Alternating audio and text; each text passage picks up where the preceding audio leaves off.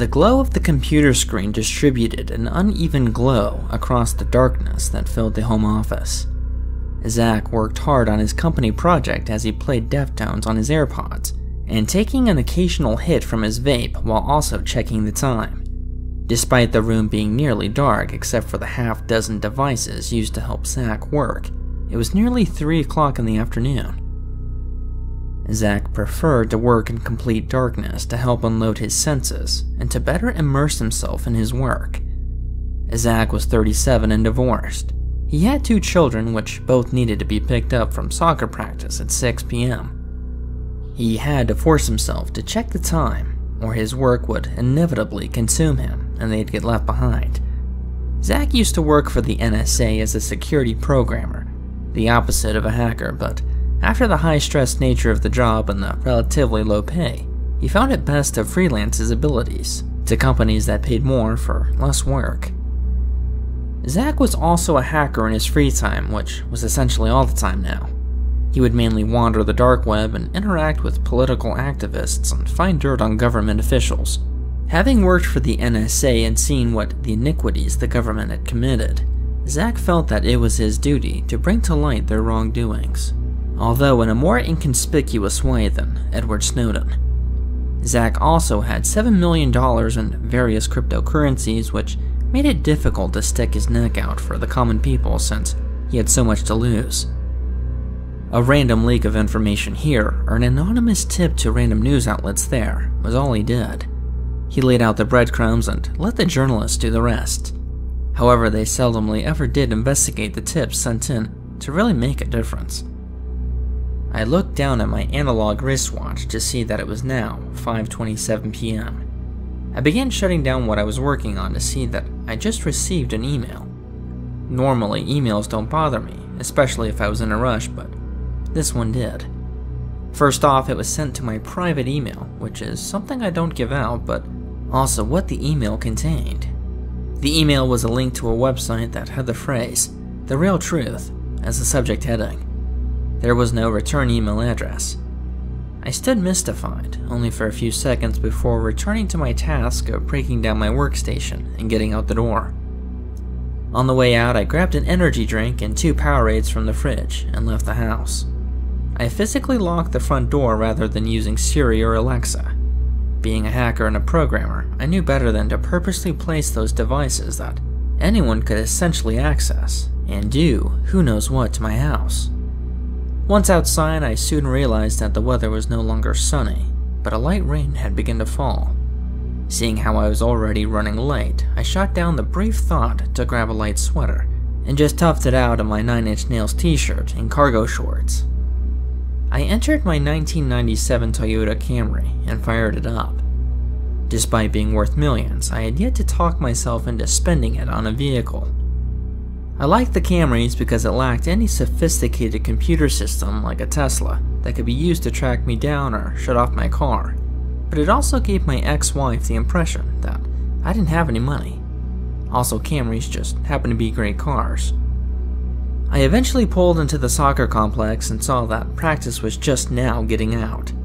I debated on whether to check my emails as I waited for my 2 children on my cell phone, but I made it a personal rule to never check my secure email on my cell for obvious reasons. The phrase, "The Real Truth," kept echoing in my mind. Was it some kind of political smear document of misaligned funds or something exposing underground organizations that were conducting nefarious acts beneath our noses? You'd be surprised at the kind of information that was out there on the public record that people simply do not search, either out of complacency or simple ignorance. Unfortunately, in my field, I have been exposed to those things that have been kept away from the general public, and for good reason. Some of the stuff that still keeps me up at night. The Real Truth is probably some kind of knockoff global warming campaign that wants me to donate money or something, and I'm just overthinking it. Before I allow my mind to wander any further down this ambiguous rabbit hole, a loud slap on my driver's side window pulled me back into reality. It was my oldest child, Kyle, slapping the window to let me know that the car was locked. The light drizzle had picked up since I had arrived to the soccer complex, and it was raining more heavily. I unlocked my car and popped open the trunk in hopes that my children had common sense to put their muddy equipment in the back, but I guess that common sense is rare these days. Both my children entered the car and placed their dirty bags in my rear seats. My thoughts of deep contemplation had now shifted to annoyance. I yelled at them to at least close the trunk, and the youngest one finally jumped out to complete this simple task, but not without complaining the whole time. The drive back to their mother's house was equally as annoying as well. I try to stay involved with the children, but they show little interest in interacting with their biological father. To be fair, I understand, with all that I put them through, but I still want to be a part of their lives. The drive in the dismal conditions to their mother's house had been uneventful. When I pulled in, I could see that Roger's car was in the driveway, my ex-wife's boyfriend. Normally when I pick up the kids, I go in and at least say hello, but today I decided with the rain and with Roger there, that I would be okay without talking to the ex. Both children exited the vehicle and said thank you for the ride, which I appreciated. I began my drive home in the now darkening twilight, the rain coming down much heavier than before. I made sure to drive carefully as I couldn't remember the last time I had replaced the tires. I'm sure the traction wasn't great. I pulled into my home and fired up the workstation again. This would take a few minutes as I used multiple devices. As that was warming up, I threw some food into the microwave and put on a show. I grabbed a cold beer from the fridge and began my lonesome meal in front of my TV. I finished up my meal and made my way back to the workstation and set up the conditions to my liking. I checked my emails first thing to see what updates I had. This normally notified me of my cryptocurrency or any other updates that I had, but there remained that mysterious email titled The Real Truth. Being a hacker and a programmer, I knew better than to click on something that had no return address.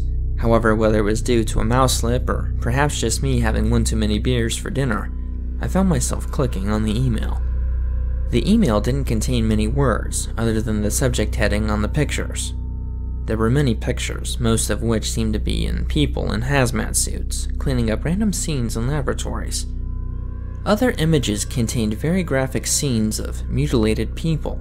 These images were quite disturbing, even for someone like me. Despite the complete chaos from the horrific images, it appeared that these victims, for a lack of a better word, were arranged in a way that confused me. It was as if some demented modern artist had carefully placed these corpses in a manner that almost seemed to mean something. The setting for these images slowly changed from what looked like a contained facility to now urban areas, like campsites and even remote cabins. Some pictures had titles or captions like, "They don't like fire," "Stay in the light," and "Don't listen to the voices," while others had numbers associated with them, which I soon found to be coordinates. I opened another tab on my desktop and entered the coordinates in a secure browser on Tor. There was no reason for this level of security, but I was always someone to err on the side of caution. At first, these coordinates didn't seem to pull up any significant locations. Most of these locations seemed to be on private land, out in the middle of nowhere. However, I was able to find that one of these areas was connected to a highway system and was definitely accessible to the public. As I looked into this more, I soon realized that it appeared that the government was trying to cover this up. It would appear that there was some kind of creature inhabiting these wood areas. I would even dare to say, with all the pictures of the facilities, that the government at one point had captured one of them. However, it's hard to tell considering that the pictures weren't very clear, and other than the pictures, I wasn't given much information. With everything that I'd been given, I decided to package all of this up into a nice email which I sent anonymously to the city's news station. I tried searching on the dark web and even reverse Google image searched the pictures, but I couldn't find anything. These pictures appeared to be original. In the past, having leaked information to various news outlets, only 2 times have anyone actually responded. The 2 times were from the same reporter named Rebecca Johnson of Channel 5 News. She was young but aggressive in her reporting. There was a time in which she actually used one of my leaks to catch the mayor having an affair with his secretary. she was obviously a choice for me to send this information to, seeing how she actually used my leaks and how she was a go-getter.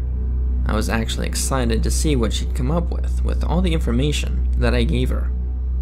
I was rather curious about what was going on, more so who had sent the email to me and why.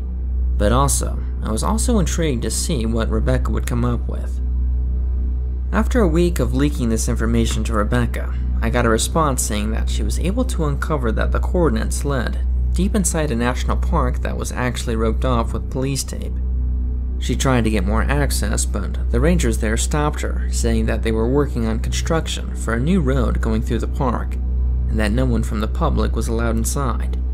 She mentioned in her email that it wasn't construction tape or signs, but rather actual police tape and biochemical signs. She said that she knew that they were hiding something, but just didn't know what. She was allowed to wander the rest of the park and even camp if she wanted to, but obviously she was only interested in what they were hiding. I didn't think much of the email, and I didn't even think to respond, considering it didn't confirm nor deny anything, but it did make me wonder who had sent me the email with those pictures. The person had clearly had access to what was going on. I went out of town that upcoming weekend to go visit a friend when I got a call from my ex-wife. I stared at the phone as it rang in my hand. I told her to only call me if it was an emergency. However, she called me before for said emergencies, and it happened to be just something dramatic at work and unrelated to me. It made me kinda happy that she still wanted to talk to me, but it also made me upset, considering her past. I decided not to answer the phone and let it go to voicemail. While out of town, I briefly continued my investigation, and I reevaluated my email on my personal laptop. I considered posting on the dark web to see if anyone else had any more information on the subject, but seeing how this could be a threatening situation if I was found probing, I decided to keep all this information to myself and not to post it online. Rebecca Johnson was the only person I trusted with this subject.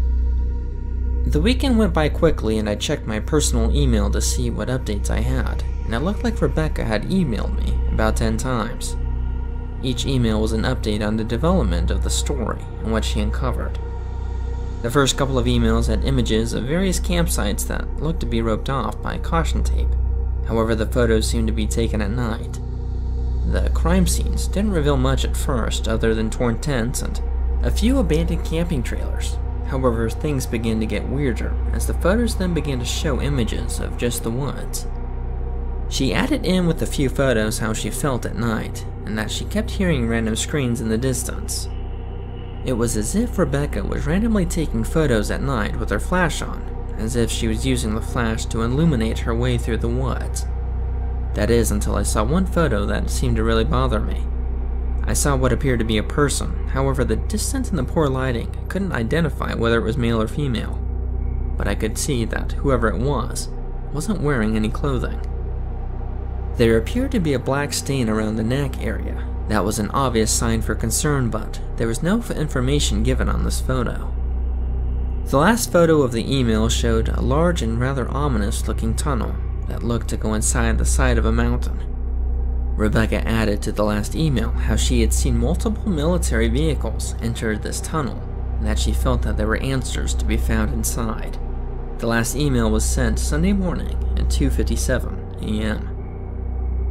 The emails from Rebecca had abruptly stopped, and I would go a whole week without hearing from her. All I could really do, other than going down to the location I had sent her, was to wait for more updates. Things got interesting 3 days later when I got another anonymous email without a return address. There had been a handful of times where I had felt completely terrified and helpless.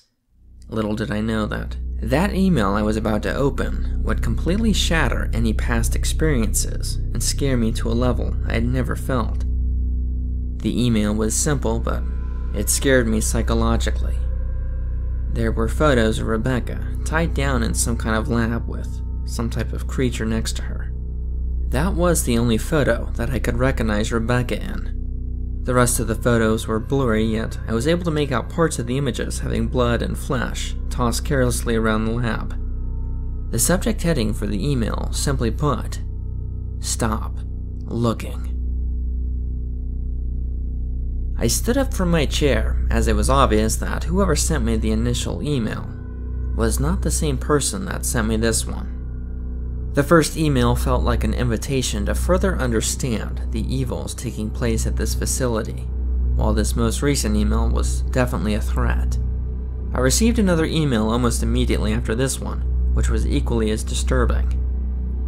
Rather than my information being listed, it was my ex-wife and my children, their names, addresses, places of occupation, and etc. However, there was a slight mix-up with this information. They called me Richard, who was obviously my ex-wife's current boyfriend.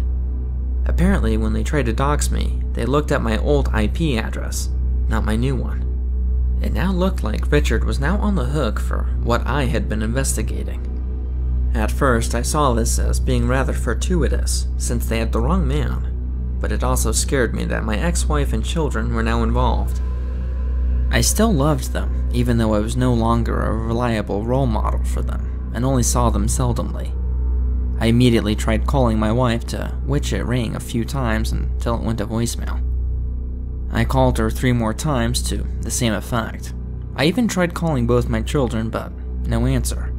It was clear that what had happened, and I couldn't just sit on the sidelines in this situation, but rather try my best to somehow recover them. I drove by their house to see if they were there. Both my wife and her boyfriend's car were there. I tried knocking on the door, but no answer. At this point, I had to assume the worst. At this point, I finally decided that I had to investigate myself. When I was in the NSA, I was required to take a firearms training, which was some time ago. I still had various weapons from the time working there, including some black market weapons as well. I still had my old body armor from the training, but that was definitely out of date since I got the armor about 10 years ago. I went back to my house and loaded up the Camry with my weapons and ammo while wearing my body armor. I plugged in the coordinates that I'd sent to Rebecca and started driving to the national park where all of this was taking place.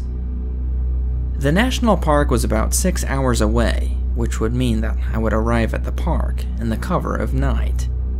This actually worked out well, considering my plan was to park at the campsite and hike my way down to the tunnel. My 6-hour drive was filled with fear and anxiety, not necessarily for myself, but rather my family. I felt like my life was in between the states of not caring and oblivion. I had no real meaning for something until now. I must save them. After the long drive, I finally arrived at the national park around 9 at night. This was due to having to stop a couple of times to fuel up and multiple attempts to still contact any family members. The front gates to the park were abandoned. There were no personnel there, which was good and bad. I drove into the park and was surprised by the thick layer of fog that covered the trees around me. It made visibility incredibly low. I exited my car with my machine gun around my shoulder. I stayed on the main paved path that led deep into the park, half expecting for rangers to come and stop me, but no one ever did. However, my feeling of anxiety and fear began to multiply as I heard what sounded like gunfire coming a good distance away in front of me. I pressed on in hopes that I could step off the path and hide if things got out of hand. After a solid 30 minutes of hiking and hearing gunfire, I then was able to see light coming from what looked like a couple of industrial trailers, much like the ones you see at mining operations, or any remotely located company. I stayed my distance as I didn't want to get involved. I was unsure who was firing at what, and I felt that regardless of who found me, I was good as dead. I had to remain unseen, whether by the creatures or by the rangers. I crept up on the slight hill overlooking the trailers and saw that there was quite the battle going on, but the rangers were clearly outnumbered. There only seemed to be one trailer actively firing at the beast trying to come inside. My help from the hillside would prove to be useless, as I could tell that the standard ammo that they were using was not that effective. When all hope seemed to be lost, and by some miracle, a small group of rangers somehow made it out of the trailer and into a cargo van. The cargo van was able to pull out of the area and onto the highway that ran down the middle of the national park. All the creatures that were trying to enter the trailer had now begun to follow the cargo van and leaving the area. This was my way in, I thought. I need to go down there and investigate the area and see if just maybe they left behind any type of gear that would be helpful. I left the little comfort that the shadows and the solitude that hill had and entered what felt like a war zone. There were small fires scattered across the area that looked to be what remained of some unlucky creatures. I scanned the area for any sign of life, but there seemed to be none. In that area there appeared to be several different dressed people. One set I was able to recognize as forest rangers, while others were dressed in hazmat suits. I wasn't sure what the hazmat people's role were in the area. Perhaps there was some kind of disease or hazardous material in the area. There was an abundance of material left behind, which I took advantage of and replaced my gear with. I was now wearing proper body armor, and I even found a spare hazmat suit that I instinctively put on. This was to protect myself, but also to conceal my identity if I were to encounter anyone that was still alive. The area had a few cargo vans that still seemed to be in working order. I just needed to find the keys. I checked inside, and whether by poor maintenance or by sheer chaos, the keys were still in the ignition. I quickly jumped in and started the cargo van. This seemed to have alerted something to my presence. As the cargo van fired up, I began to hear screaming, coming not too far away, most likely in one of those trailers I purposely avoided. I didn't stay to see what came out, but rather took off the same road that the other cargo van took, in hopes to find a tunnel of some kind. That's all I had to go off of. I drove the cargo van not too far when I saw what appeared to be a crash. It was the same cargo van I just saw leave, and there were some creatures surrounding it.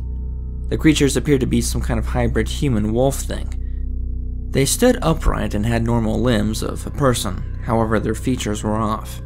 I didn't get a great look at them since my instincts told me to hit them with the van. I veered the van in their direction, in which I sent a handful of the creatures flying. I kept going forward when I finally arrived at what appeared to be the same tunnel that Rebecca had shown me in her emails. I drove into the tunnel slowly. The tunnel was not illuminated in any way, and I had to go off of the headlights of the van. I didn't get too far into the tunnel when I saw what looked to be two people fighting. One looked like a ranger fighting on the ground with what looked like another ranger on top, but something was off. I noticed that the person on top was bleeding profusely, but the blood looked to be black. I kept the cargo van aligned with the scuffle in front of me. While exiting, I remembered that those creatures didn't like fire. A brief search in the rear of the cargo van revealed a flamethrower alongside other materials like flares, medical supplies, and etc. I grabbed the flamethrower and a flare and ignited the flare and tossed it in the direction of the fighting. I approached the two people and threatened both with the flamethrower if they didn't stop. The person on top didn't seem to care that I was even there and kept screeching like those creatures I saw earlier. Seeing clearly that the person on top was one of them, I ignited the creature with the flamethrower. Not having ever used a flamethrower before, I ignited both people on accident. The creature on top jumped up and ran down the tunnel while changing its form from a person to this ungodly creature before collapsing. The person on bottom I accidentally lit on fire only had part of themselves ignited, which made it easy for me to quickly put out. The person I was helping screamed, but it sounded more natural, well, as natural as a person being on fire. After about 10 seconds, the fire went out, and the person seemed to only sustain small burns. "Thank you," said the ranger, to which I nodded. "My name is Andrew. We need to get out of here," he said exhaustedly. "Hello, Andrew," I responded. "I agree. However, I am looking for answers. I think that those creatures in this tunnel are somehow connected. I don't know for sure, but I think the people in charge of this place have my family." Andrew stared at me with wide eyes. "Do you know anything about this place, or can you assist me in any way?" I asked sincerely. Andrew took a minute before hesitantly nodding. "I don't know anything about this place, but I am willing to help you since you saved me." I let out a sigh of relief and helped Andrew up. His arms and part of his torso were burned, but after a quick bandaging of gauze, he seemed to be okay. Andrew and I both hopped in the van and continued down the tunnel. We came across small embers of the creature I had just recently ignited not too long ago. The creature was lifeless and a small amount of smoke continued to come from the lifeless corpse. We pressed on not too further when we saw something that surprised us.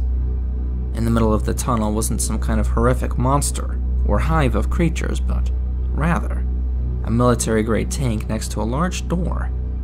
The tank illuminated the tunnel with a spotlight, and we could hear as we approached people speaking to us over a megaphone. They instructed us to go to the decontamination area up ahead for inspection. We both looked at each other as we were confused. I slowly drove forward and followed the instructions. Upon exiting, we were swarmed with more people in hazmat suits, which tackled poor Andrew to the ground. I was still wearing my hazmat suit, and they seemed to ignore me. It was pretty clear that the ranger was not authorized to be in this area of the park. They apprehended Andrew and placed him on a stretcher and cuffed him to it. He looked at me with confusion, but I couldn't break my cover. They pushed Andrew inside and I followed inconspicuously, as if I were to be one of them. Things began to get weirder. Upon entering the facility, I was astonished to see inside was some kind of horrific lab. It wasn't a military base, but rather some kind of research center. And the surprises only got worse when I saw various types of people. Some were in hazmat suits, while others were in white lab coats. They even had heavy security, wearing military-grade armor. But alongside those people were what I can only describe to be as Greys. Greys are a type of alien race that, for one, are gray, but also a type of alien that is often depicted for human abduction. I had seen files of them before on the dark web of Greys walking amongst the human population, but I had no idea that they were working with us. I tried to act natural in this setting, but it was difficult. I needed not to draw any attention to myself and to try to get some answers. I also tried to keep Andrew safe, but I had no loyalty to him. I needed to find my family. I figured, wherever they're going to take him, there would also be my family. I tried to remain calm while following where they were taking Andrew. However, I didn't get too far when a Grey, for whatever reason, began to point at me. I didn't have time to react as my body began to be paralyzed by some kind of force. I fell to the ground as a man in a suit walked over to me while slowly clapping. Bravo, Zach. I didn't think you'd get this far.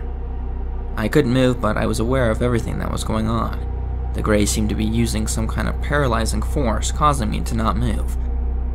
The man in the suit knelt down next to me, and I could see his security badge with his last name. Borsky.